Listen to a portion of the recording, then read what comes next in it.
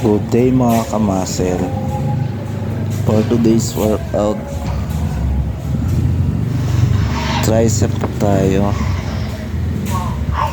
Yun, tawag nito bend tricep workout.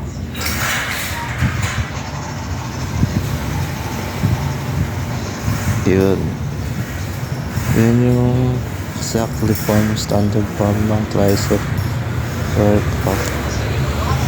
3 sets and 12, 8 at 12, 10 at saka 8. 3 set po tayo at saka sabayan natin ng reverse tricep workout. 12 to 10, 8 repetition din. Yun, dahan-dahan lang. Kitang-kita naman, sakit-sakit yun. Yun Oops.